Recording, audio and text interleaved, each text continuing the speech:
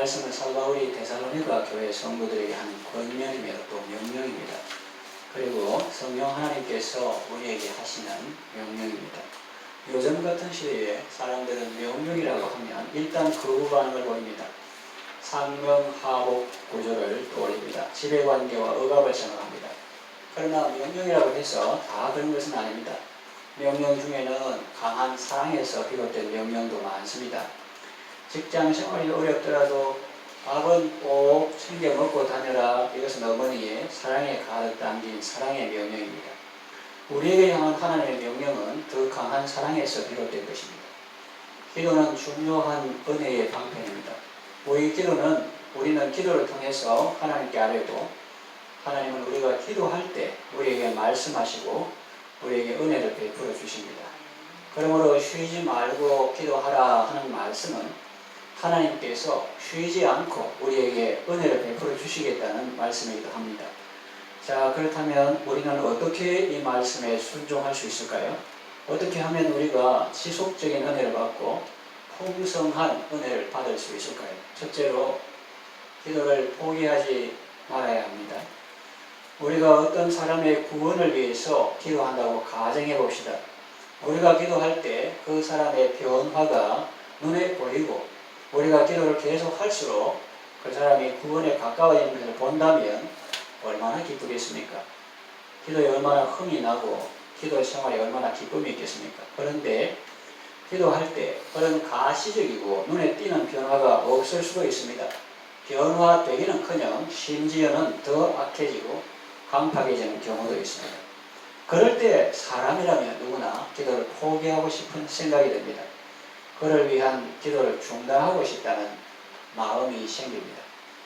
그럴 때라도 기도를 포기하지 말라는 것이 오늘 본문 말씀의 가르침입니다. 그럴 때도 기도를 중단하지 말고 그를 위해서 기도하는 것을 쉬지 말라는 말씀입니다. 남편의 회심과 구원을 위해서 계속 기도하시기를 바랍니다. 자녀의 생활과 영혼의 구원을 위해서 계속 기도하시기를 바랍니다. 그들을 위해서 기도하는 것을 쉬는 것은 죄입니다. 하나님의 명령에 불순종하는 것이기 때문입니다. 사무엘은 은퇴하면서 사람들에게 말했습니다. 나는 은퇴해도 여러분을 위해서 계속 기도할 것입니다. 나는 여러분을 위해 기도하는 것을 쉬는 죄를 하나님 앞에서 결단코 범하지 않겠습니다. 그랬습니다. 여러분들도 아직 예수를 믿지 않은 가족과 전도 대상자의 구원을 위해서 기도하는 일을 쉬거나 중단하지 마시고 계속 하나님의 은혜를 구하시기 바랍니다. 주님이 너 이제 그 일로는 그만 구해도 된다고 말씀하시지 않는 이상 계속 구하시기 바랍니다.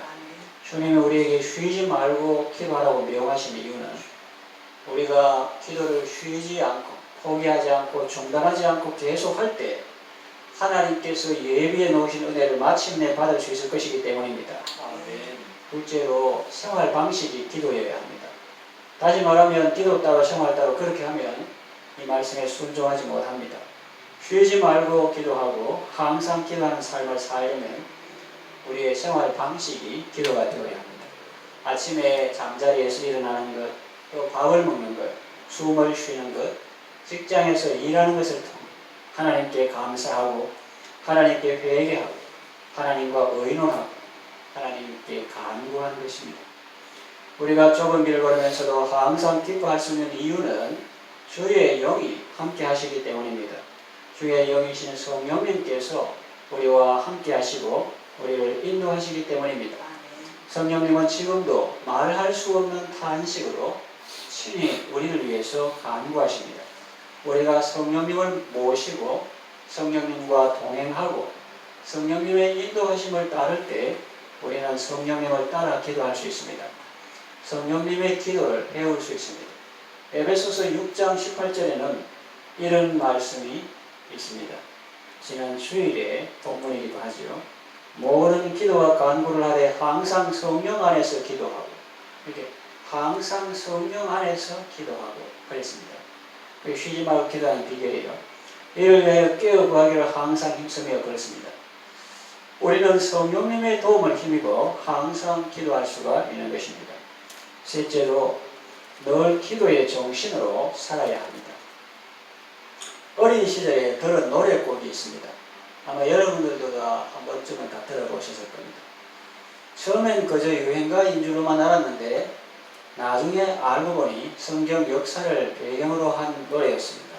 제목은 리버스 오브 바빌론, 바빌론의 강가에서 있는데 그게 바로 시편 137편을 배경으로 한 내용인데 우리가 바벨론의 여러 강변 거기에 앉아서 시온을 기억하며 울었도다, 이런 가사가 이제 그 노래인데 그 시편에 그 중에 버드나무에 우리가 우리의 수금을 걸었다. 그러면 수금이 있으면 강변에서 이렇게 수금을 타고 노래를 해야 되는데 왜 수금으로 노래를 하고 걸었느냐? 버드나무에 내막이 있습니다. 우리를 사로잡은 자가 거기서 우리에게 노래를 청했다. 우리를 황폐하게 한 자가 비록 이스라엘이 죄를 지어서 우상 섬기고 타국에 왔을지라도 성전을 파괴하고 국토를 유린하고 요즘 말하면 교회를 무너뜨리고 성도의 믿음을 무너뜨린 그 세력들이 기쁨을 청하고 자기들을 위하여 시온의 노래 중 하나를 노래하라고 했다. 저걸 술 마시고 노는데 거룩한 하나님의 찬송 한 곡 좀 불러볼래? 간다 하는 거죠. 우리가 이 밤 땅에서 어찌 여호와의 노래를 부를까? 예루살렘아, 내가 너를 잊을진데 차라리 내 오른손이 그 재주를 잃는 것이 낫겠다. 내가 예루살렘을 기억하지 아니하거나 내가 가장 즐거워하는 것보다 더 즐거워하지 않을진데, 그러니까 이 시온을, 예루살렘을 최고로 즐거워하지 않을진데 차라리 내 혀가 입 천장에 붙는 것이 낫겠다. 정자는 말합니다. 혀가 속 빠져버리기 좋겠다. 차라리. 아니면은 벙어리가 되는 게 좋겠다. 그런 뜻이에요.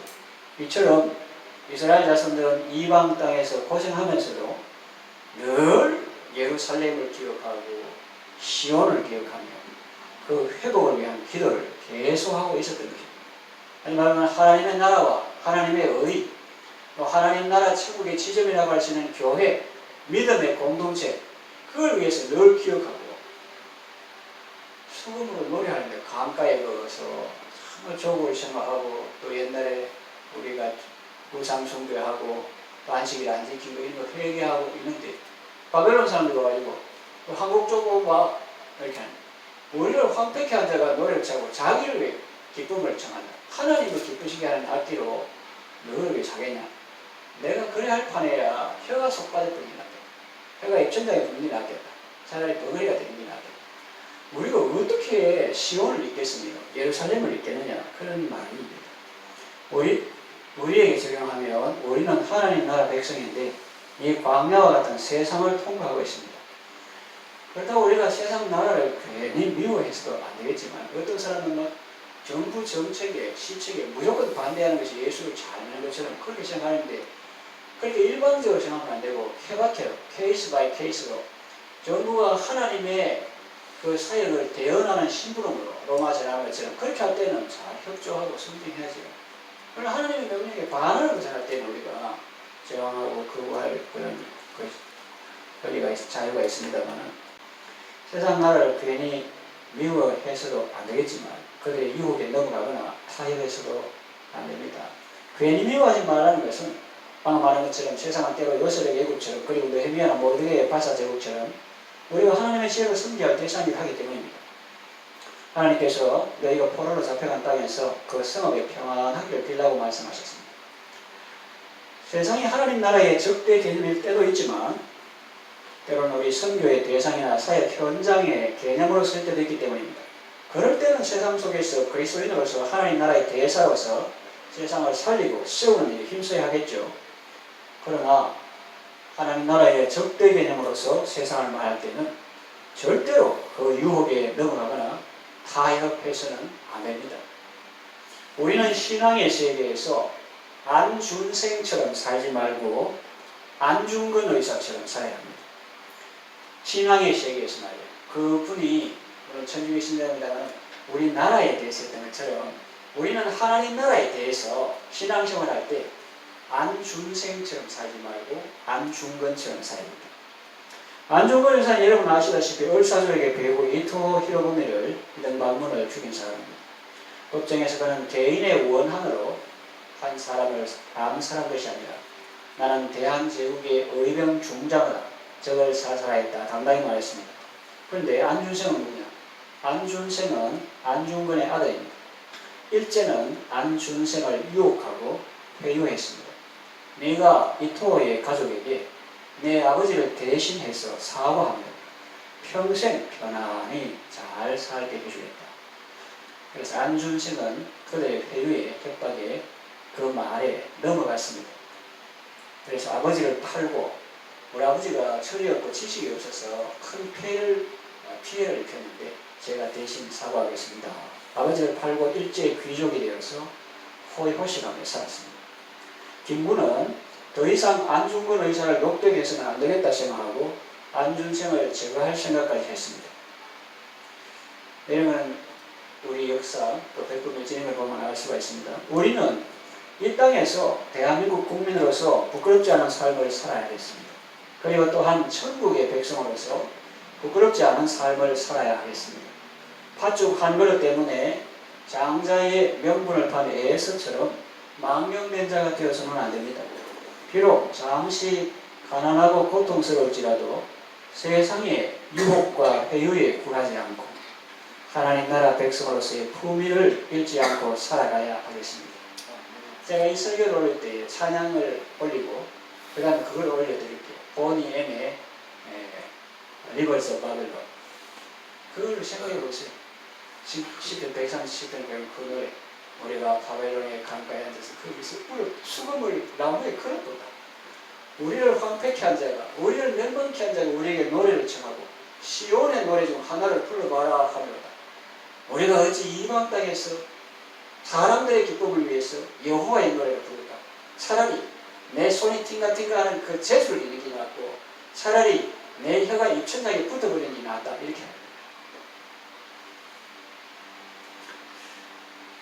그런 예성이 많이 있습니다. 느헤미야는 예루살렘 성이 허물어지고 성문들은 불탔다는 소식을 듣고 수일 동안 슬퍼하며 금식하며 기도했습니다. 오매불망 소원은 그 성벽을 재건하는 것이었습니다. 그리고 사도 바울에게는 큰 근심과 그치지 않는 고통이 있었습니다. 그것은 바로 동족 이스라엘의 회복과 구원이었습니다. 그러니까 이걸 뭘 말하는가 하면 전체적으로 구약신약을 통틀어서 뭘 말하냐면 이 기도의 정신 아래에 살았다 하는 거예요. 이 바벨론에 강권에 있는 그런 이스라엘 사람들도 늘 시온의 회복, 이스라엘의 구원, 하나님께서 회복시키는 큰 나라를 소망하며 요즘 말하면 하나님 나라와 교회, 공동체 회복 이걸 위해서 늘 기도의 정신 아래에 살았고 또 느헤미야도 자기 혼자 같으면 페르시아 제국에서 그냥 고위관직으로 잘 먹고 잘 살고 있지만 그게 아니라는 거예요. 그래서 자기는 늘 기도의 정신 아래에 살았기 때문에 그 성문이 불타고 성이 회파되었다니까 수일 동안 슬퍼하며 금식하며 매달 동안 기도하고 왕 앞에 나가 물을 때 국제니까 바로 그 소원이 나옵니다. 바로 그 소원. 오매불망 그 소원. 그리고 사도 바울에게도 큰 근심과 그치지 않는 고통. 그것은 동족 이스라엘 회복과 구원이었다. 그러니까 요즘 말하면 전부 다 교회 공동체와 성도의 구원과 회복, 하나님 나라와 하나님의 늘 이런 기도의 정신 아래에 살았다 하는 것입니다. 여러분은 어떤 기도의 정신 아래에 살고 있습니까? 하나님 앞에서 오매불망 여러분의 소원은 무엇입니까? 믿지 않은 가족의 구원입니까? 하나님 나라와 하나님의 의가 이루어지는 것입니까? 열방이 축제로 돌아오는 것입니까? 좋습니다. 앉아나 서나 그 기도를 하시고 깨거나 자거나 꿈속에서도 그 기도를 하십시오. 그렇게 살아갈 때 우리도 앞서 말한 신앙의 선진들처럼 하나님의 뜻을 이루는 삶을 살 수 있습니다. 그리고 쉬지 말고 기도하라는 하나님의 명령에 순종할 수 있게 되는 것입니다. 이제 말씀을 정해 마칩니다. 쉬지 말고 기도하라는 하나님의 말씀은 초등학교 때 어떻게 들으면 무슨 이런 괴로운 고기 잡는 것도 아니고 벌 주는 것도 아니고 어떻게 쉬지 말고 기도하냐? 뭐 이런 생각을 할 수 있는데 잘 몰라서 그렇고 이 우리에게 향하신 하나님 아버지의 한없는 사랑의 말씀이요 명령입니다. 너는 연약하기 때문에 너는 부족하기 때문에 내하고 관계가 1초 1분이라도 끊어지면 너는 위험해. 그러니까 쉬지 말고 내한테 기도하면 끊임없는 은혜를 받을 수 있다. 그런 뜻이죠. 쉬지 말고 기도하라는 말씀은 하나님께서 우리와 항상 함께 하시겠다는 약속이요 우리에게 쉬지 않고 은혜를 베풀어 주시겠다는 말씀이기도 합니다. 기도하기를 쉬는 죄를 범하지 마십시오. 상황이 어렵다고 기도를 포기하거나 중단하지 마십시오. 기도는 상황을 보고 하는 것이 아니라 약속의 말씀을 붙들고 하는 것이기 때문입니다. 기도가 여러분의 생활 방식이 되게 하십시오. 그리고 늘 기도의 정신 아래 살아가십시오. 거룩한 결심과 하나님 나라를 향한 열망이 여러분의 행동을 결정하게 하십시오. 그리스도 예수 안에서 우리에게 향하신 하나님의 뜻은 우리가 쉬지 않고 기도하는 것입니다. 하나님의 뜻을 이루는 아름답고 복된 삶을 살아가시기를 바랍니다. 기도하겠습니다. 쉬지 말고 기도하라는 명령 속에 우리를 향한 하나님 아버지의 큰 사랑이 있음을 깨닫고 하나님께 감사드립니다. 짧은 지식으로 판단하고 기도를 포기하고 중단했던 어리석음을 용서하소서. 우리의 생활 방식이 기도가 되게 하소서. 항상 성령 안에서 기도하게 하소서. 늘 기도의 정신 아래서 살아가게 하소서. 세상에 굴복하거나 세상과 타협하지 않고 하나님 나라의 비전을 품고 하나님의 뜻을 이루는 삶을 살게 하소서. 예수님의 이름으로 기도합니다. 아멘.